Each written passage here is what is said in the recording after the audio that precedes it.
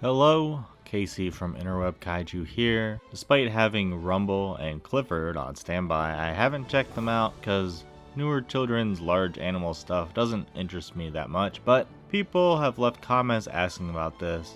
It's getting lots of love on the Kaiju and Godzilla subreddits. Amanda1771 made a positive post about it on Twitter. This is the Sea Beast. Monster hunters are ridding the sea of its dangerous creatures, but those in charge seem to think the time of outsourcing is over and that instead of paying these hunters, they can send their own military in their own ships. To settle this debate, our main group of monster hunters and that military race to take down the elusive Red Bluster. And to add to all this hubbub, a little girl stows away on the main character, the muscular Guybrush Threepwood looking Jacob's ship. 3D animated movies are so realistic now. Lots of shots look like they could be real. And the Sea Beast smartly takes cues from Nintendo and any other companies that probably do this too, but I haven't noticed. The humans still have hyper-realistic features like hair follicles and clothes threads, but their designs are still a bit wacky to convey, hey, this is still fun.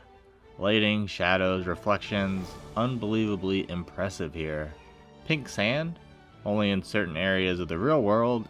I don't think I've ever seen imitated for film, so neat. I like these egg yolk looking fellas. The big one is okay. Let's go through the monsters. So little eggs, not Maguma. Green guy at beginning, blue, red, crab lad. Red fights the crab, and it includes wide shots and low angle shots that are both great in the movie and resemble those commonly found in the better bunch of kaiju films. Fight is pretty good. There's some city destruction, even some brief military retaliation. I mean, they're cannons, but still. Not like we've gotten much of that in Western kaiju films lately. The sword fight on top of a giant sea monster, that's just cool. This shot is quite good. Red, which is what the little girl renames the Red Bluster, has a very basic design, which contrasts to the humans may make sense if you're going for a logical giant sea critter, but for the main monster it's underwhelming. Part of being an adult watching these types of films is feeling disappointed when the child character puts themselves in danger. Stowing away? Fine. Running into cannon fire? Goodness. Jacob should have been the one to give the big crowd swaying speech at the end, not a kid. Like, she should have gotten him to do it, but that large of a crowd, even the military listening to a little girl, seems absurd no matter how in the right she is. They don't know that. The sub-conflict is, it's silly, but not new. This is the only time in this review where silly should be taken in a negative context. Good guy becomes bad guy within one film never usually feels good to me.